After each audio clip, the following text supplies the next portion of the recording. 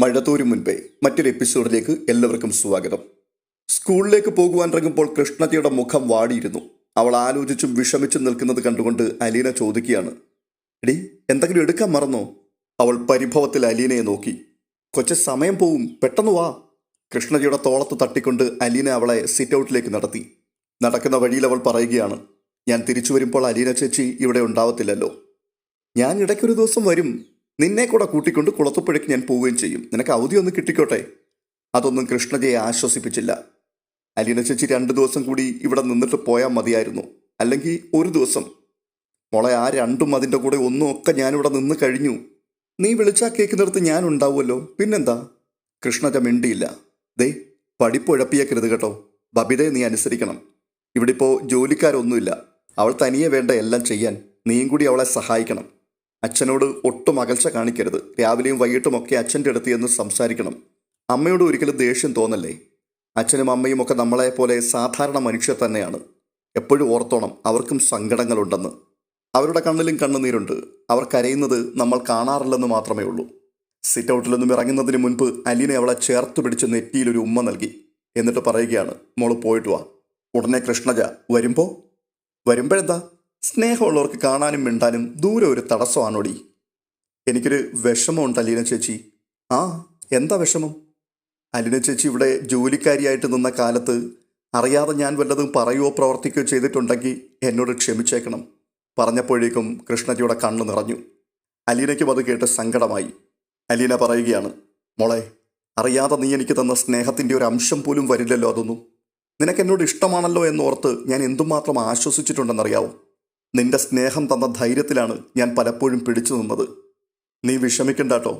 നിന്നെ ആദ്യം കണ്ട അന്നു മുതൽ വാത്സല്യമല്ലാതെ ഒരനിഷ്ടവും എനിക്ക് തോന്നിയിട്ടില്ല. അലീന അവളുടെ നെറുകയിൽ തലോടി. ഗേറ്റ് വരെയും അലീന അവൾക്കൊപ്പം ചെന്നു. ഇടയ്ക്കിടെ തിരിഞ്ഞു നോക്കിക്കൊണ്ട് അവൾ നടന്നു മറയുന്നതുവരെ അലീന ഗേറ്റിൽ തന്നെ നിന്നു. പിന്നെ അലീന തിരികെ വന്ന് കുളത്തുപുഴയ്ക്ക് പോകാനുള്ള ഒരുക്കം തുടങ്ങി. ബബിതയുടെ അടുത്തേക്ക് ചെന്നപ്പോൾ അവൾ ആദ്യം തന്നെ വിലക്കി. എൻ്റെ അടുത്ത് യാത്ര പറച്ചിലൊന്നും വേണ്ട, അങ്ങ് പോയാൽ മതി. ഒരാഴ്ച കഴിയുമ്പോൾ ഇങ്ങ് വന്നേക്കണം കേട്ടോ. വീടിൻ്റെയും അച്ഛൻ്റെയും കൃഷ്ണമോളുടെയും എല്ലാം ചുമതല എൻ്റെ തലയിലോട്ട് വെച്ചിട്ട് രക്ഷപ്പെടാനാണെങ്കിൽ അതിനി നടക്കില്ല മോളെ. എനിക്ക് മാത്രം എന്താ ഇത്ര ഉത്തരവാദിത്വം? വീട്ടിലെ മൂത്തയാളല്ലേ എല്ലാം നോക്കിക്കണ്ട് ചെയ്യേണ്ടത്. അത് കേട്ടുകൊണ്ട് അലീന അവളെ ആലിംഗനം ചെയ്യാൻ ഭാവിച്ചപ്പോൾ അവൾ പിന്നോട്ട് മാറി. വേണ്ട, ഇത് പറ, ചേച്ചിക്കല്ലേ എന്നേക്കാൾ ഉത്തരവാദിത്വം. ഇത്രയും നാളും ആരും അറിഞ്ഞില്ല, അംഗീകരിച്ചില്ല, ഇങ്ങനെയൊക്കെ പറഞ്ഞ് രക്ഷപ്പെട്ടു. ഇപ്പോഴോ? പറ. സമ്മതിച്ചു, എൻ്റെ ഉത്തരവാദിത്വം തന്നെയാ. അതിൽ പകുതി ഞാൻ നിന്നെ ഏൽപ്പിച്ചിട്ട് പോവുക. അതിൻ്റെ കാരണം നിന്നിലുള്ള വിശ്വാസം. എല്ലാം ഭംഗിയായി നോക്കി നടത്തുവാൻ നിനക്ക് പറ്റുമെന്ന് എനിക്കറിയാം. എന്നിട്ട് ഞാനിവിടുന്ന് രക്ഷപ്പെടുകയാണോ? അല്ലല്ലോ. അവിടെ ചെന്നിട്ടും എനിക്ക് കുറേ ജോലിയില്ലേ. ഇപ്പോഴും നീയല്ലേ ഉള്ളൂ എന്നെ സഹായിക്കാൻ. ബബിതയുടെ ചെറുത്തുനിൽപ്പ് നീണ്ടില്ല. അവൾ അലീനയുടെ ആശ്ലേഷത്തിൽ ഒതുങ്ങി. തുടർന്ന് ഒരു വല്ലായ്മയോട് അവൾ പറയുകയാണ്, അലീന ചേച്ചി ഇല്ലാത്തപ്പം ഞാൻ ഒറ്റയ്ക്കാണെന്ന് തോന്നും. ഏത് നട്ടപ്പാതിരായ്ക്കാണെങ്കിലും നീ എന്നെ വിളിച്ചേക്കണം. അപ്പോഴൊക്കെ ഞാൻ ഫോൺ എടുക്കും. എന്നാലും അച്ഛൻ കടയിലും കൃഷ്ണമോള് സ്കൂളിലും പോയി കഴിയുമ്പോൾ ഞാനിവിടെ തനിച്ചല്ലേ ചേച്ചി. ഞാൻ കല്യാണം കഴിച്ചു പോയാലോ? അപ്പം നീ എന്തു ചെയ്യും? എന്നാൽ പെട്ടെന്ന് കല്യാണം കഴിക്ക്. എന്നിട്ടൊരു കുഞ്ഞിനെ ഇങ്ങിത്താ, ഞാൻ വളർത്തിക്കോളാം. അത് കേട്ടുകൊണ്ട് അലീന ഒരു ചിരിയോടെ പറയുകയാണ്, കൊള്ളാം. ദോശ ചുട്ടു തരുന്നത് പോലെ എത്ര പെട്ടെന്ന് കാര്യം കഴിഞ്ഞു. അലീന ചേച്ചി, ഞാൻ തമാശ പറഞ്ഞൊന്നുമല്ല. എനിക്ക് എന്തൊരു കൊതിയാണെന്നറിയോ അലീന ചേച്ചി ഒരു കുഞ്ഞായിട്ട് കിട്ടാൻ. ഒരു പെൺകുട്ടി മതി. ഞാൻ അവളെ അണിയിച്ചൊരുക്കി പൊന്നും കുടം പോലെ കൊണ്ടു നടക്കും. അവളെ എന്നെ ആയിരിക്കും അമ്മയെന്ന് വിളിക്കുന്നത്. അലീന ചേച്ചി വേറെ പണിക്ക് പോയിക്കൊള്ളണം കേട്ടോ. കേട്ടു. അലീന അവളുടെ കണ്ണിനു മീതെ ഉമ്മ വെച്ചു. അവൾക്ക് ഏറ്റവും ഇഷ്ടം അതാണെന്ന് അവൾക്കറിയാമായിരുന്നു. ഉടൻ തന്നെ അവൾ മറ്റേ കണ്ണും തൊട്ട് കാണിച്ചു. ഒരു ഉമ്മ കൂടി കൊടുത്തിട്ട് ബബിതയുടെ മുഖത്തേക്ക് നോക്കി വാത്സല്യത്തോടെ അലീന പറയുകയാണ്, നിന്റെ അടുത്ത് ഞാൻ ഒന്നും പറഞ്ഞു തരേണ്ട കാര്യമില്ല. ഇനി നീയാണ് ഈ കുടുംബത്തിൻ്റെ അത്താണി. രോഹിത് നിന്നേക്കാൾ മൂത്തതാണെങ്കിലും നിന്റെ അത്രയും ഇരുത്തം വന്നിട്ടില്ല. അവനെ കൂടി ശ്രദ്ധിച്ചേക്കണം. പിന്നെ നിന്റെ പഠിപ്പ്, ഡിഗ്രിക്ക് തന്നെ പോകണമോ എന്ന് നീ മനസ്സിരുത്തി ആലോചിക്കണം. അന്ന് ഡിഗ്രിക്ക് ചേരാൻ കുറേ കാരണങ്ങളുണ്ടായിരുന്നു. ഈ വീട്ടിൽ നിന്ന് രക്ഷപ്പെടാനുള്ള നിന്റെ ആഗ്രഹം, അമ്മ നിന്റെ കാര്യത്തിൽ കാട്ടിയ അലംഭാവം, എല്ലാം കൈവിട്ടതുപോലെയുള്ള അച്ഛൻ്റെ മാനസികാവസ്ഥ. ഇപ്പോൾ ആ സ്ഥിതിയെല്ലാം മാറി. നിനക്ക് ഇഷ്ടമുള്ള വഴി തിരഞ്ഞെടുക്കാം. 1 വർഷം നഷ്ടപ്പെട്ടത് കണക്കിലെടുക്കണ്ട. ഇനി ഡിഗ്രിക്ക് തുടരാനാണ് പ്ലാനെങ്കിൽ ഇവിടെ ഇരുന്ന് പഠിച്ചോണം. 3-4 മാസം നഷ്ടപ്പെട്ടതൊന്നും കണക്കാക്കണ്ട. എക്സാം എഴുതാൻ കോളേജിൽ നിന്ന് അനുവാദം തന്നിട്ടുണ്ടല്ലോ. അഥവാ തോറ്റുപോയാലും പിന്നീട് ഇമ്പ്രൂവ് ചെയ്യാവുന്നതല്ലേ ഉള്ളൂ. ചേച്ചി, ഞാൻ ഇനി ഡിഗ്രിക്ക് പോകുന്നില്ല. വേറെ എന്തെങ്കിലും നോക്കണം. എൻ്റെ മനസ്സിലിപ്പോൾ ഒരു ഐഡിയയുമില്ല. ഈ വർഷം ഇങ്ങനെ അങ്ങ് പോട്ടെ. കുറച്ച് വായിക്കണം.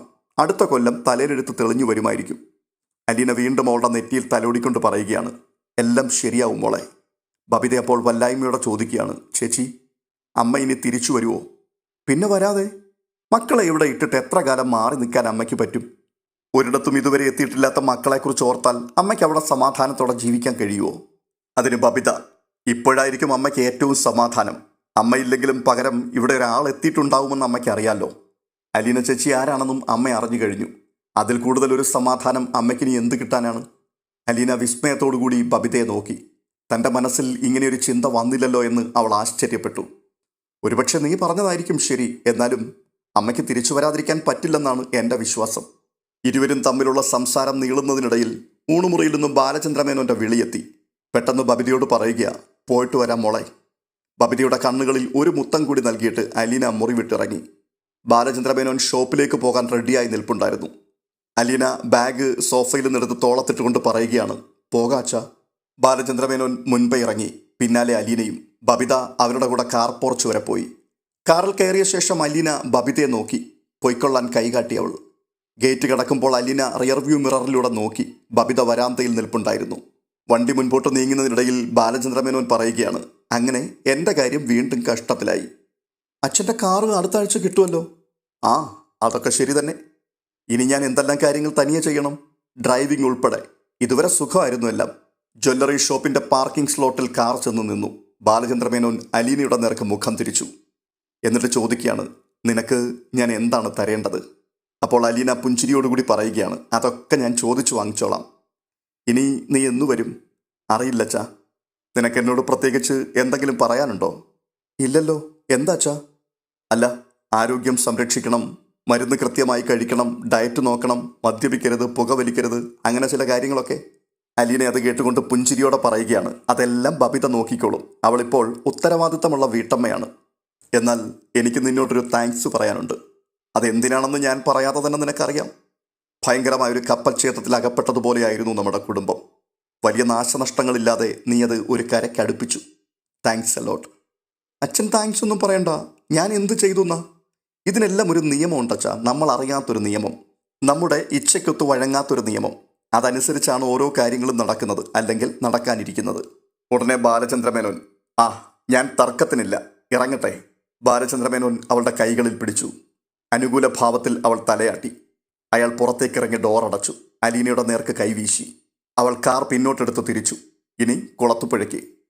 ഔതക്കുട്ടിച്ചായനും ചിന്നുമോളും സിറ്റൗട്ടിലിരുന്ന് സ്നേക്ക് ആൻഡ് ലാഡർ കളിച്ചുകൊണ്ടിരിക്കുമ്പോഴാണ് നായ്ക്കൂടുകളിലെല്ലാം പൊടുന്നനെ വലിയ ബഹളം തുടങ്ങിയത്. ഔതക്കുട്ടിച്ചായൻ തല തിരിച്ചു നോക്കി, ചെവി വട്ടം പിടിച്ചു.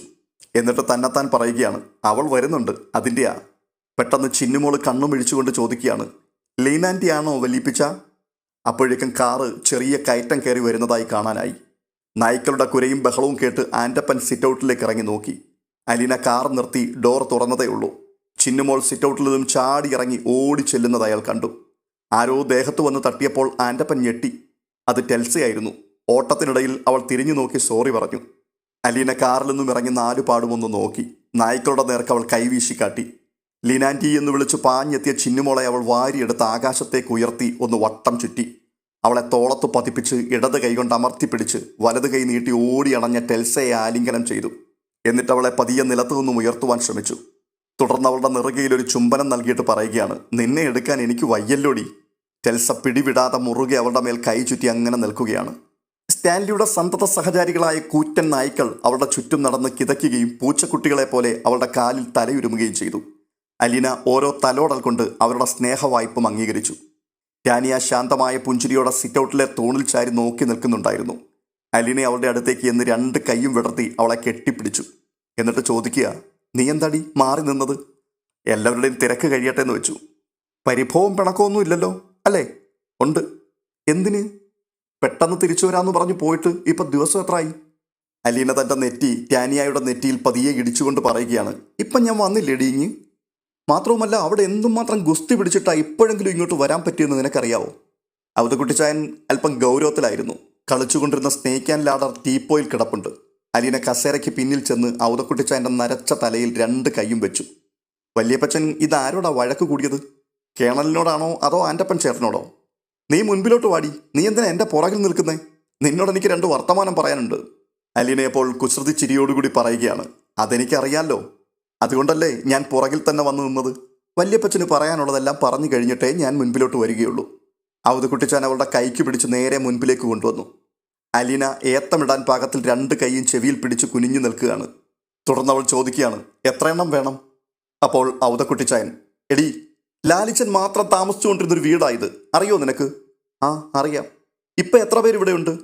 6-7 പേരുണ്ടാവും. ആരാ അവരെയൊക്കെ വിളിച്ചുകൊണ്ട് വന്നത്? ഞാനാ.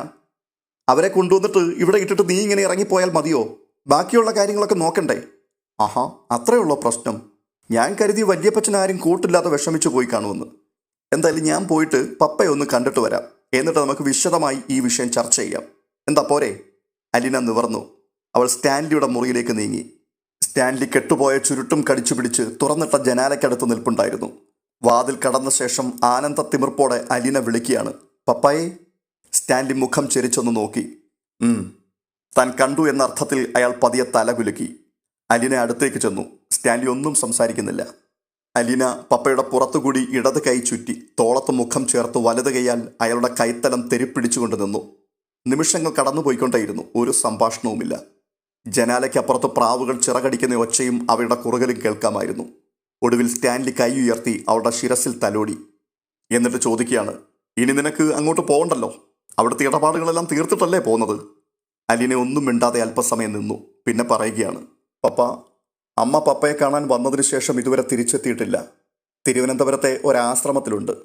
പിന്നെ കടപ്പാട്ടൂരെ വീട്ടിൽ അച്ഛനും മക്കളും ഒന്നിച്ചായി. കൊല്ലപ്പള്ളിയിലെ വീട്ടിലേക്ക് എന്നെ ക്ഷണിച്ചുകൊണ്ട് പോയിരുന്നു. എല്ലാവരെയും ഞാൻ കണ്ടു. അവരുടെ കൂടെ തിരുവനന്തപുരത്തിനും പോയി അമ്മയെ തിരിച്ചു വിളിക്കാൻ. പപ്പയ്ക്കിതൊന്നും കേൾക്കുന്നത് ഇഷ്ടമല്ലെന്ന് അറിയാവുന്നത് കൊണ്ടാണ് ഫോൺ വിളിച്ചപ്പോൾ പറയാതിരുന്നത്. ഇനി അമ്മയും കൂടി തിരിച്ചു വന്നാൽ അവിടെ ഒരു സമാധാനമായി. നിന്റെ ജോലി കഴിഞ്ഞോ എന്നറിഞ്ഞാൽ മാത്രം മതി, വേറൊന്നും എനിക്ക് കേൾക്കണ്ട. അമ്മയെ കാണണമെന്നുണ്ടായിരുന്നു, പക്ഷെ സാധിച്ചില്ല. നീ ഊണ് കഴിച്ചോ ഇല്ലയോ? സ്റ്റാൻലി വിഷയം മാറ്റി. ഇല്ല. തനിയെ കാർ ഓടിച്ചു വരേണ്ട ഒരാവശ്യമില്ലായിരുന്നല്ലോ നിനക്ക്. യാത്രക്കിടയിൽ എന്തെങ്കിലും സംഭവിച്ചാലോ? ഒരു ആക്സിഡന്റ്, അല്ലെങ്കിൽ ടയർ ഒന്ന് പഞ്ചറായി, നീ എന്തു ചെയ്യും തനിയെ? അത് പപ്പയ്ക്ക് അറിയാഞ്ഞിട്ടാ. പകൽ യാത്രക്കിടയിൽ സ്ത്രീകൾക്കൊരു അപകടം പറ്റിയാൽ സന്മനസ്സുള്ള ആൾക്കാർ ഓടിക്കൂടി എന്ത് സഹായവും ചെയ്യും. അതേസമയം പപ്പയുടെ ടയർ പഞ്ചറായാൽ മെക്കാനിക്കിനെ വിളിക്കുക മാത്രമേ രക്ഷയുള്ളൂ. സ്റ്റാൻലി ഗൗരവം നിലനിർത്തിക്കൊണ്ട് പറയുകയാണ്, ആ, നീ പോയി ചോറുണ്ടിട്ട് വാ. അലീന അത് കേട്ട് മുറിവിട്ടിറങ്ങി. അവൾ എൽസമ്മയുടെ റൂമിലേക്കാണ് പോയത്. എൽസമ്മ ഒരു കട്ടിലിൽ ഒരു വശത്തേക്ക് ചരിഞ്ഞു കിടക്കുന്നുണ്ടായിരുന്നു. ആൻറ്റി എന്നുള്ള വിളിയൊച്ച കേട്ടതും അവർ പെട്ടെന്ന് പിടഞ്ഞെഴുന്നേൽക്കുവാൻ ഒരു ശ്രമം നടത്തി. അത് വേണ്ടത്ര ഫലിച്ചില്ല. കൈമുട്ടൂന്നി പാതി ഉയർന്ന നിലയിൽ നിന്നു. മുന്നോട്ട് ബാലൻസ് കിട്ടിയില്ല. അത് കണ്ടുകൊണ്ട് അലീന ചിരിയോടെ ചോദിക്കുകയാണ്, എന്നെ കണ്ടപ്പോൾ എന്താ ഒരു കള്ളത്തരം? അത് പറഞ്ഞുകൊണ്ട് തന്നെ എൽസമ്മയെ താങ്ങി പിടിച്ച് എഴുന്നേൽപ്പിച്ചിരുത്തുകയും തൻ്റെ നെഞ്ചോട് ചേർത്ത് പിടിച്ച് പുറത്ത് തലോടുകയും ചെയ്തു. എൽസമ്മ ഒരു കുട്ടിയുടെ അനുസരണത്തോടെ അനങ്ങാതിരിക്കുകയാണ്. അയ്യോ, കനം കുറഞ്ഞു പോയല്ലോ, ഭക്ഷണമൊന്നും ശരിക്കും കഴിക്കുന്നില്ലായിരുന്നോ ആൻറ്റി? ഉവ്വെന്ന് എൽസമ്മ തലയാട്ടി. ആൻറ്റി എഴുന്നേറ്റ് നടക്കാറില്ലെന്നും എപ്പോഴും കിടപ്പാണെന്നും പുറത്തോട്ടിറങ്ങാൻ മടിയാണെന്നും ഒക്കെ ഞാൻ അറിഞ്ഞു. കുറച്ചൊക്കെ നടന്നു. ചിലപ്പോൾ മടി വരും. പിന്നെ ടാനിയ എപ്പോഴും ഉള്ളതിന്ന് കുറച്ച് കൂട്ടിയാണല്ലോ പറയുന്നത്. ഞാൻ ഇപ്പം തന്നെ കണ്ടുപിടിക്കാമല്ലോ ആര് പറയുന്നതാണ് കള്ളത്തരമെന്ന്. അലീന എൽസമ്മയെ പിടിച്ച് കിടത്തി അവരുടെ കൈകളിലൂടെയും കാലുകളിലൂടെയും അമർത്തി കൈയൊടിച്ചു. എന്നിട്ട് പറയുകയാണ്, പോരാ പോരാ, ഞാൻ പോകുമ്പോൾ ഇതിനേക്കാൾ ഭേദമായിരുന്നു. 2 ആഴ്ച കൊണ്ട് നല്ല മാറ്റം ഉണ്ടാകേണ്ടതാ, പക്ഷെ ഒന്നും സംഭവിച്ചിട്ടില്ല. ഫിസിയോതെറാപ്പിയുടെ കൂടെ എക്സർസൈസ് ഒക്കെ പറഞ്ഞു വന്നിരുന്നതല്ലേ, ഒന്നും ചെയ്തിട്ടില്ലല്ലോ. എൽസമ്മ മിണ്ടാതെ കിടന്നു. എണീക്ക്, നടക്ക്, വീടിന് ചുറ്റും ഇപ്പം തന്നെ നടക്ക്. ഗത്യന്തരമില്ലാതെ എൽസമ്മ എഴുന്നേറ്റു. അലീനയോടൊപ്പം മുറിയിൽ നിന്നും അവർ പുറത്തേക്കിറങ്ങി. അത് കണ്ടുകൊണ്ട് ടാനിയ പറയുകയാണ്, കണ്ടോ, ഇപ്പം എഴുന്നേക്കാറായി. ഞാൻ കയ്യെ പിടിച്ച് വലിച്ചാൽ പോലും അനങ്ങാപ്പാറ പോലെ കിടക്കും. അപ്പോൾ അലീന, നീ കൂട്ടിക്കൊണ്ട് പോയിക്കോ പുറത്തോട്ട്. റാണി ആൻറ്റിയെയും ടോജോയെയും കണ്ടില്ലല്ലോ. അവർ ബൈജു ചേട്ടനെയും കൂട്ടി പുനലൂർക്ക് പോയതാ. റാണി ആൻറ്റിക്ക് അവിടുന്ന് എന്തോ എടുക്കാനുണ്ടെന്ന് പറഞ്ഞു. ഇന്ന് വരില്ലേ? വരും. അതുകൊണ്ടല്ലേ ചിന്നുമോളെ കൊണ്ടുപോകാതിരുന്നത്. അലീന ഊണ് കഴിക്കാണ്ടിരുന്നപ്പോൾ ഔതക്കുട്ടിച്ചായനും എത്തി. അലീന കൊട്ടാരമറ്റം കുടുംബത്തിൻ്റെ ഇതര ശാഖകളിലെ വിശേഷങ്ങളൊക്കെ തിരക്കി. ഷെറിനും ടോജോയും തിരിച്ചെത്തിയപ്പോൾ മണി 4 ഷെറിൻ സന്തോഷവതിയാണെന്ന് അവളുടെ മുഖത്തേക്ക് നോക്കിയപ്പോഴേ അലീനയ്ക്ക് ബോധ്യപ്പെട്ടു. ചിന്നുമോൾ അലീന കൊണ്ടു കൊടുത്ത ചോക്ലേറ്റുകളും ഫ്രോക്കും എടുത്ത് പൊക്കിപ്പിടിച്ച് ഷെറിനെ കാണിച്ചു. ഇത് കണ്ടോ മമ്മി? ഇങ്ങോട്ട് നോക്ക്, കണ്ടോ? ലീനാൻറ്റി മേടിച്ചു തന്നതാ. ഷെറിനപ്പോൾ ആ ഫ്രോക്ക് വാങ്ങി നോക്കിയിട്ട് പറയുകയാണ്, ഇത് ഒത്തിരി നല്ലതാണല്ലോ. ആ, എൻ്റെയാ, ലീനാൻറ്റി മേടിച്ചു തന്നതാ. മോളത് കൊണ്ടുപോയി സൂക്ഷിച്ചു വെക്കുക കേട്ടോ. ചിന്നുമോൾ അതുമായി ഓടിപ്പോയി. അലീന അപ്പോൾ ഷെറിൻ്റെ മുഖത്തേക്ക് നോക്കി ചോദിക്കുകയാണ്, ടോണിച്ചായൻ്റെ വിശേഷങ്ങൾ പറ റാണി ആൻറ്റി. ഫോൺ വിളിയും ക്ഷേമാന്വേഷണവും ഒക്കെ ഉണ്ടോ? ആ, ഇന്നലെയും വിളിച്ചിട്ടുണ്ടായിരുന്നു. മാർച്ചിൽ വരുന്നുണ്ടെന്ന് പറഞ്ഞു. അങ്ങോട്ട് കൊണ്ടുപോവോ റാണി ആൻറ്റിയെ? അവധിക്ക് വരുന്നതല്ല, ഒരു ചാൻസ് കിട്ടിയപ്പോൾ പെട്ടെന്നൊന്ന് വന്നിട്ട് പോവാം, 3 ദിവസത്തേക്ക് മാത്രം. ആ, എന്നാലും കാണാമല്ലോ. ആ, പിന്നെ ശനിയാഴ്ച പപ്പയും മമ്മിയും എറണാകുളത്തുനിന്ന് ഇങ്ങോട്ട് വരുന്നുണ്ട്. രേവതിക്കുട്ടിയും വരും. ആഹാ, എന്നിട്ട് അവൾ എന്നോട് ഈ കാര്യം ഇതുവരെ പറഞ്ഞില്ലല്ലോ. അവളെ ഈയിടെ എങ്ങാനും വിളിച്ചിരുന്നോ? ആ, 2-3 ദിവസം മുമ്പ് ഞാൻ വിളിച്ചിരുന്നു. എന്നിട്ട് അവൾ പരാതി വല്ലതും പറഞ്ഞോ? ഇല്ല. ഇങ്ങോട്ട് വിളിക്കാറുണ്ടോ? എന്താ വരാത്തത് എന്നെല്ലാം ചോദിച്ചു. അവളെ കണ്ടിട്ടും കുറേ നാളായി. ആ, ശനിയാഴ്ച വരുമ്പോൾ കാണാമല്ലോ അല്ലേ?